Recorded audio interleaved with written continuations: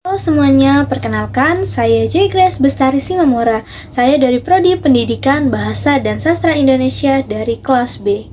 Pada kesempatan kali ini, saya akan membahas materi tentang analisis struktural dan semiotik.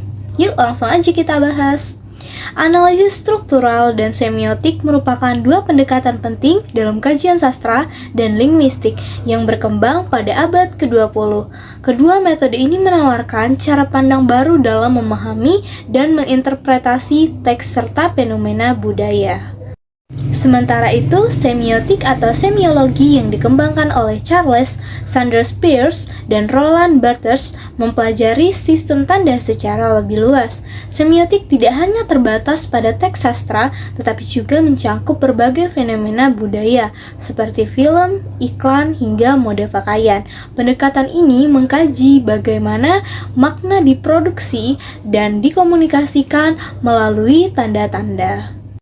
Pengertian analisis struktural dalam puisi. Puisi adalah karya sastra yang merupakan sebuah struktur. Struktur di sini dalam arti bahwa karya sastra itu merupakan susunan unsur-unsur yang bersistem, yang antara unsur-unsurnya terjadi hubungan yang timbal balik, saling menentukan. Jadi, kesatuan unsur-unsur dalam sastra bukan hanya berupa kumpulan atau tumpukan hal-hal atau benda-benda yang berdiri sendiri-sendiri, melainkan hal-hal itu saling terikat, saling berkaitan, dan saling bergantung. Strukturalisme itu pada dasarnya merupakan cara berpikir tentang dunia yang terutama berhubungan dengan tanggapan dan deskripsi struktur-struktur. Menurut pikiran strukturalisme, dunia atau karya sastra merupakan dunia yang diciptakan oleh pengarang, lebih merupakan susunan hubungan daripada susunan benda-benda. Oleh karena itu, kodrat setiap unsur dalam struktur itu tidak mempunyai makna dengan sendirinya, melainkan maknanya ditentukan oleh hubungannya dengan semua unsur lainnya yang terkandung dalam struktur itu. Selanjutnya, pengertian semiotika. Semiotika ialah suatu metode analisis yang digunakan untuk menggali makna yang terdapat dalam sebuah tanda. Menurut Susanne Langer, menilai simbol atau tanda merupakan sesuatu yang penting. Kehidupan binatang diperantarai melalui perasaan atau feeling, tetapi perasaan manusia diperantarai oleh sejumlah konsep, simbol, dan bahasa. Semiotika merupakan ilmu yang mempelajari cara untuk memberikan makna pada suatu benda. Semiotika dapat diartikan juga sebagai konsep pengajaran pada manusia untuk memaknai tanda yang ada pada suatu objek tertentu. Tanda juga menunjukkan pada suatu hal lainnya, sesuatu yang tersembunyi di balik dari tanda itu sendiri, seperti contohnya asap, maka tanda di baliknya merujuk pada api. Terdapat kelebihan dan kekurangan. Dan yang pertama dari analisis struktural. Kelebihannya yang pertama, fokus pada struktur teks dan hubungan antar elemen dalam teks, sehingga membantu memahami makna teks secara mendalam.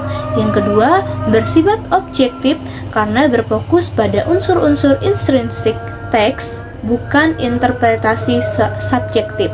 Yang ketiga, dapat mengungkap pola, sistem, dan konvensi yang ada dalam teks. Yang keempat, berguna untuk menganalisis karya sastra seperti film, musik, dan berbagai jenis teks lainnya. Selanjutnya ada kekurangan. Yang pertama, cenderung mengabaikan konteks sosial, historis, dan budaya yang mempengaruhi teks. Kemudian yang kedua, terlalu fokus pada struktur sehingga dapat mengabaikan makna yang lebih luas. Kemudian yang ketiga, tidak selalu dapat menjelaskan secara tuntas arti dan fungsi teks. Kemudian yang keempat, hasil analisis struktural dapat berbeda-beda, tergantung pada pendekatan dan perspektif yang digunakan.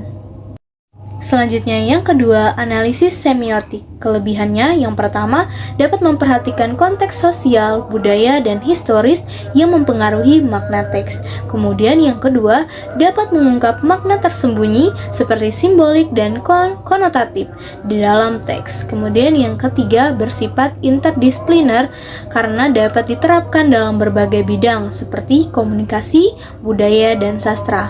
Kemudian yang keempat, dapat membantu memahami bagaimana tanda-tanda dan simbol-simbol digunakan untuk menyampaikan makna dalam karya sastra tersebut.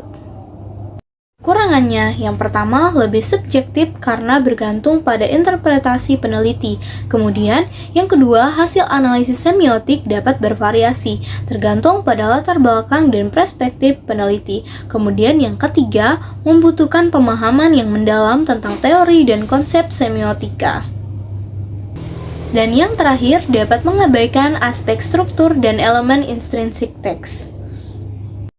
Kesimpulannya, analisis struktural dan semiotik merupakan dua pendekatan penting dalam kajian sastra yang saling melengkapi.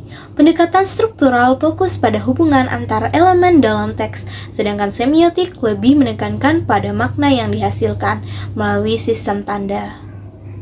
Dalam konteks puisi, pendekatan struktural membantu mengungkapkan susunan dan relasi antar unsur-unsur dalam karya sastra, sementara semiotik memungkinkan penafsiran yang lebih luas terkait simbol dan tanda-tanda yang terdapat dalam puisi. Keduanya memiliki kelebihan dan kekurangan, namun dengan menggabungkannya, analisis terhadap karya sastra dapat menjadi lebih komprehensif dan mendalam.